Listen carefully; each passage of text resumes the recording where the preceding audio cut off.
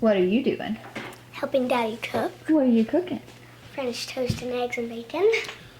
Homemade French toast Homemade with French toast. your homemade sourdough bread. Y'all, so Nathan, here I can turn everyone around. So you guys know I am like the focaccia queen. I love the daily loaf. For me, like that's my thing. I have really like dived into specialty loaves, but just like a standard loaf of like sandwich bread, I've actually never made in my, gosh, how many years have I been doing sourdough now? I mean, not a ton, like 2 or 3 years. I'd never attempted to make a sandwich loaf, and Nathan was like, babe, I'm so tired of buying bread at the store because he likes to have a sandwich. And so he requested that I just make a standard sandwich loaf, and by golly, you guys, it turned out so good. I was so proud of myself. So I made 2, one to freeze, one to have, and so these look like real loaves of sandwich bread. I mean, check that out. Pretty good, huh? Mm-hmm. I haven't tried it yet. Well, Charlie had a sandwich yesterday maybe and said it was good. She gave her stamp of approval. I tested some when I was cutting it, but I mean, it looks really good, so yeah. We're gonna find out. We're gonna find out.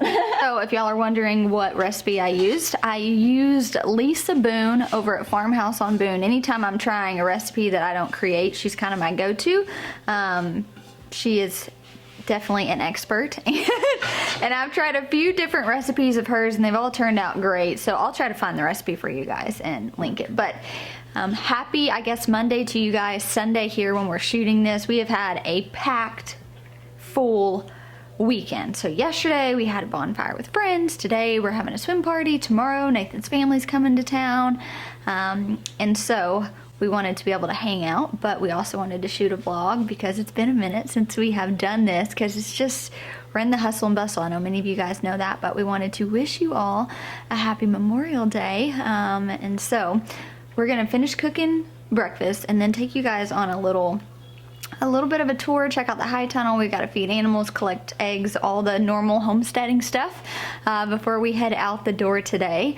But this vlog's actually kind of sad because the other day the most devastating thing happened. I cried for a hot minute, didn't I? I mean, I was so upset. It took me days to fully get over this. And there's no way I cannot share this with you guys, so we're gonna throw it on the vlog. You guys can be sad with me and we can, I guess, just get over the unfortunate events together. But I'm gonna help Nate finish breakfast and we'll go take a walk around.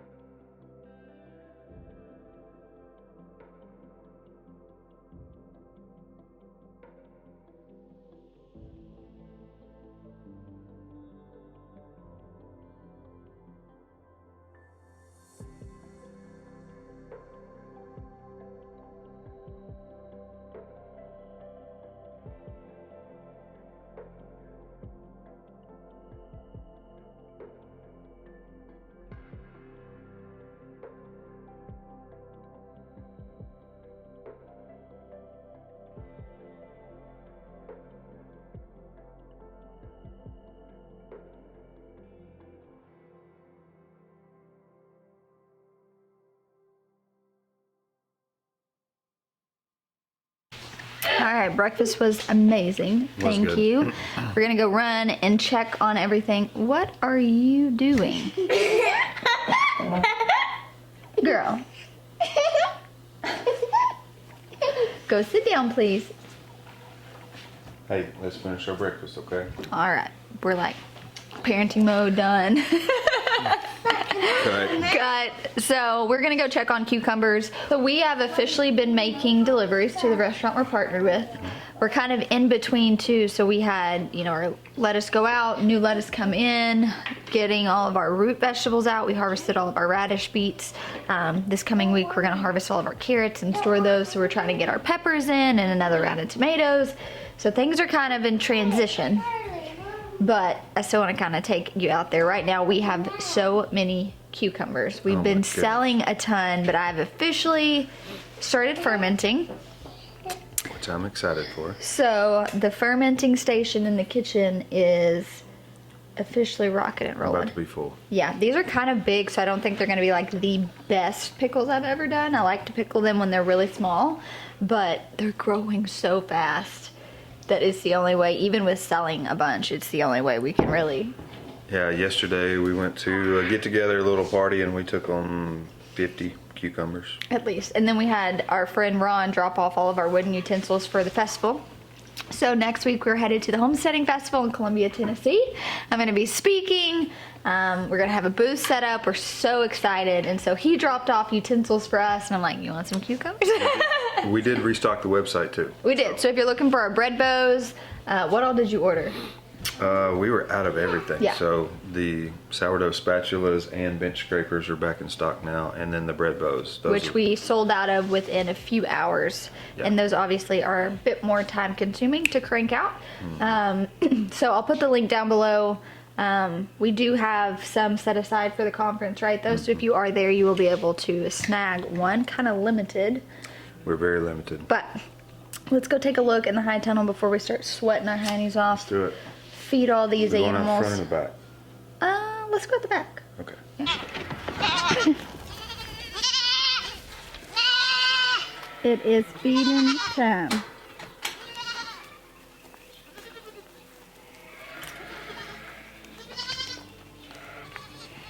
It's a dance. You're doing great, babe. Yeah. It's just usually my chore. I did milk this morning.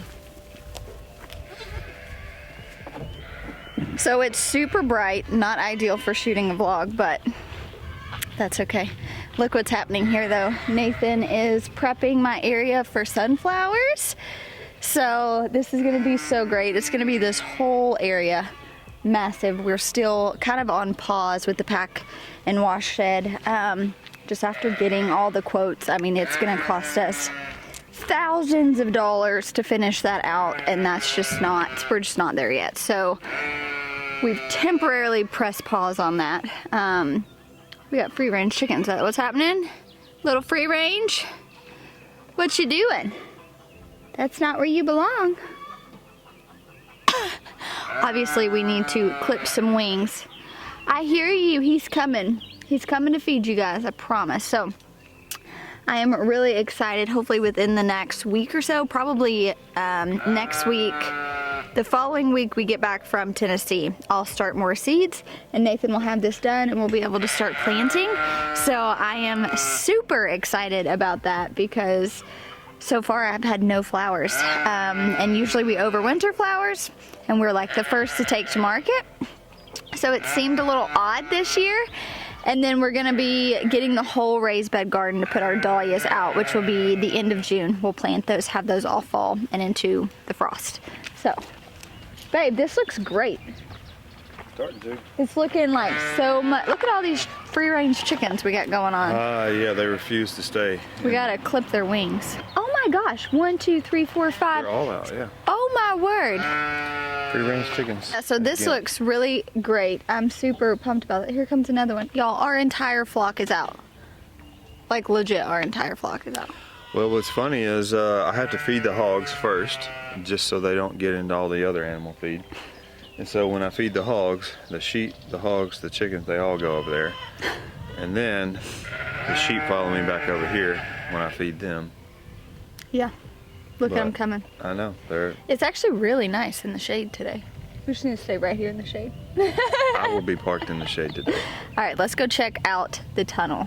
Like I mentioned, we're a little in between crops right now, but It still looks great though. it still looks great. I'm feeling good. I'm feeling so good. It's crazy because usually the raised bed garden is like beautiful. Right now it's just full of weeds. We've not done anything with it. And so I feel like, man, something seems off, right? This doesn't seem right, but really it's just knowing my own limitations, and that I could have attempted to plant that in vegetables, but one, I didn't need to. We grow more than enough vegetables in our high tunnel. And two, I wasn't gonna add that stress that was just not necessary. So that's something you guys know. I've been trying to prioritize just my health and not taking on more than I can handle. And that looks like kind of scaling back in a way this year and doing the dahlias in there, which made more sense. So 100 cucumbers. Lord have mercy. Are you turning on the drip? Okay, thanks. Yeah, so I got some Carmen peppers planted here. I've got some Jigsaw, which is this really beautiful variegated pepper. Here, these are all the carrots I gotta harvest. Check out this Hitachi. This is like a new one I'm growing. Haven't tasted it yet because I grew it specifically for the chef we're partnering with, so I've only sold them. But, grab that. Do some quick pruning. But, we need to try these. I'll try them. Yeah, they're super pokey, but yeah, I'm curious how they taste. Pokey? Yeah. They're supposed to be really long now. Do they have a lemony taste at all? Yeah. Are they good? Yeah. They're really good. Are they? Let me see the inside. Really seedy? No. I mean, it may be right here, but no, they're super good. One thing I will say I've noticed, we're actually doing this tomorrow. Nathan's family's in town. We're recruiting them to help us. Is we don't have the shade cloth on right now, and usually it's always on. And it stays about 15 degrees cooler in here with the shade cloth on. It just makes things way more bearable. But also things are more manageable. Like this time last year, my cucumbers were not this tall at all. And they're just, I mean, some of those on the other side have already reached the top and they're starting to come back over. And so that's insane. And I do think a lot of that is because we don't have a shade cloth on it. It's just getting so hot that things are just growing so quickly. So we're gonna get that addressed immediately, because even though we're switching varieties to a heat tolerant lettuce, we're still really struggling trying to get our lettuce not to bolt in here. And so we know that we're gonna have to get that shade cloth on, start switching to those summer varieties. Even when we do another round of like our radishes and everything, we just want to choose those varieties that aren't going to bolt. They're going to thrive with the heat, not get really spicy. You don't want your lettuce to be bitter. You don't want your radishes and your beets to be spicy and woody. So feeling pretty proud of this space. So while Nathan is watering, I'm going to tell you all a little story that left me devastated, heartbroken. I cried, I was angry, you guys, this was just such a setback for me. I'm in a better place now where I can talk about it, but you guys know I have poured my heart and my soul into the cottage garden. It really wasn't something that needed to be top priority, but I needed a place where I could just go and be filled up. And so I prioritized making the cottage garden that space. I wasn't going to sell anything out of it. I was growing mainly like flowers and ornamentals, ornamental grasses, things that I could save and do a lot of dried projects with in the wintertime. Like, I just felt so good. I just did a cottage garden tour. You guys saw everything was looking really, really great. I felt so encouraged by the space. Well, Nathan has been letting our sheep into the raised bed garden because I just mentioned we are getting ready to solarize it. So essentially we're going to put plastic on it and try to kill all the weeds to get it ready to plant dahlias in the end of June. And so we've been letting the sheep in about once or twice a week just to kind of help mow down everything before we start solarizing it. And we have created a makeshift gate, if you will, into the cottage garden. Nathan, I've been super paranoid that they're gonna get in, and he's, assured me we're good, and they haven't. And so we've just kept an eye on it. Well, he let them into the raised bed garden the other day, and we left. A friend had a ribbon cutting for their business, so we went to go support that. And when we come back, and I had honestly forgotten that the sheep were even in the raised bed garden, but when I come back, you know, you pull into our home and first thing you see is our cottage garden. And I look over and immediately something doesn't seem right. Like, I'm noticing that my echinacea is not as full as it was, and I'm thinking, are you crazy? Like, what's going on? And so I rush out there to find they have completely knocked over all the things Nathan had in place to prevent them from getting into the cottage garden. Y'all. I'm laughing at this point because I realize this is so like out of my control, and it's such a humbling experience when you realize that you're actually not in control. But these sheep ate every single thing in my cottage garden. They ate every rose, they ate every ornamental grass, they ate every flower, they ate my pink dandelion, which took me forever to get the seeds to germinate, like just super rare. Like, when I tell you they ate everything, and they didn't just like eat the tops off, right? So like they would go to like bite it and they ripped most of it up by the root. So my entire cottage garden, aside from, surprisingly, they didn't eat my sage, my thyme, or my dill. Obviously they didn't eat like my elephant ears and things like that, but everything that I had planted, for the most part, probably about 95% of the cottage garden is completely gone, completely wiped out. So I was so devastated, so upset, realized that good lesson learned, but so out of our control. And so I'm so bummed. And so unfortunately, we will not be doing any more cottage garden tours. I don't want to plant just for the sake of planting. I don't want to create a mess for myself. I want it to be intentional and thoughtful, and I don't want to act out of just emotions and be like, I'm going to just plant all the things. And so I'm going to try to get a game plan and figure out what I can do with the time I have left, and also not add a whole bunch of added stress on myself. So, Did you tell him that you cussed me? No. I got a good lashing. I was so mad. This is why I was mad, because I feel like every wife, you can relate with me at this point. You know that thing that your husband does, and you don't mean to nag, but you nag. The sheep being in the raised bed garden has given me anxiety every time, because my fear was that they were going to get in the cottage garden. And so every time we put the sheep out there, I tell Nathan, like, they're not going to get in the cottage garden, right? And we bicker about this. It's we're just, welcome to real life with Jill and Nate. It's one of the things that cause us to bicker, because he's like, you're stressing out. They're fine. Like, don't worry about it. I'm like, all right, I'm just worried. And so for me, since I had expressed this concern multiple times, I was immediately mad at Nathan. We get home and I was just like, you heifer. Like, I've spent months pouring every bit of myself into this space, and now it's all gone. And that for me is what was so heartbreaking, is that I had created such a sweet space where I was going out there and like meditating, and it was rejuvenating.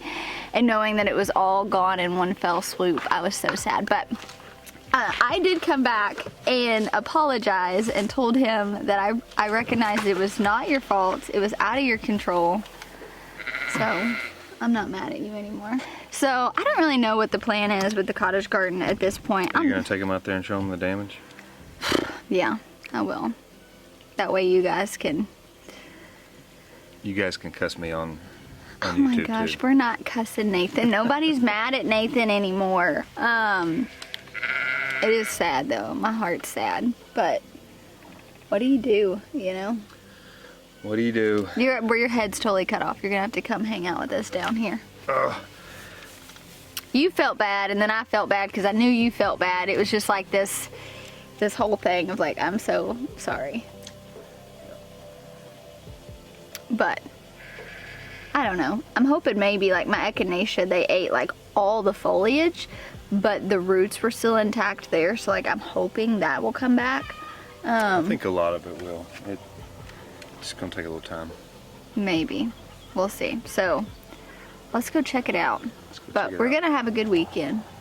Heck yeah. I'm about to go swimming. I'm about to cook a bunch of food for a big group of friends. Yeah, and we hope you guys are celebrating so well too. I cannot wait. I hope I get to see so many of you guys and hug your neck. That for me is what makes it worth it. It's like, you know what, we wouldn't be who we are if we didn't share our successes and our failures. We are so really kind of hell-bent on that because I don't want you guys to just see the wins, right? Because there's a lot of things that aren't wins when it comes to farming and gardening and homesteading, and it's hard. You have animals that get out. Like I was talking to some friends like, oh, my goats got out and destroyed everything. And it's like, oh, bummer. Like, I remember having conversations with Jessica, and her goats got in the raised bed garden at one point and like ate over half of her crops. And so I'm thankful it was not the high tunnel, which provides us food. I'm thankful it wasn't something that we already had like sold.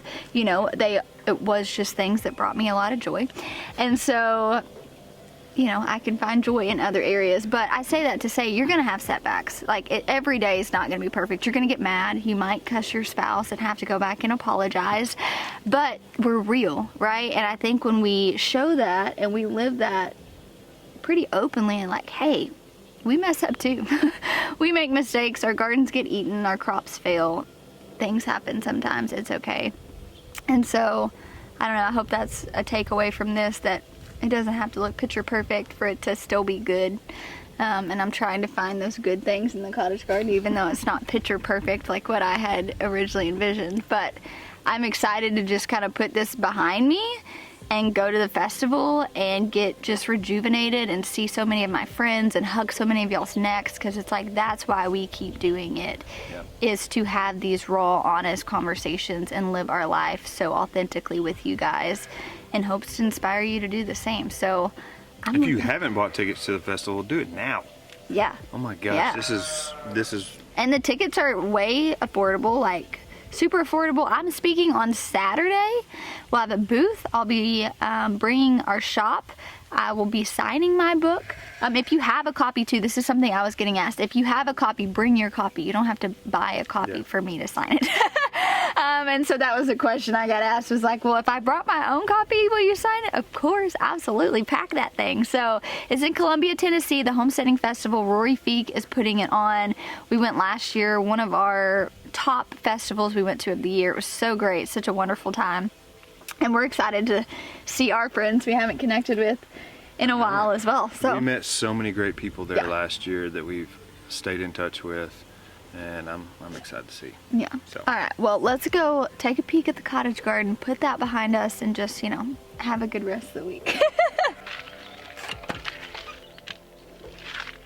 Every time I walk through this arbor, I just pause right here, because if I could imagine what heaven smelled like, I'm convinced it would smell like this right here.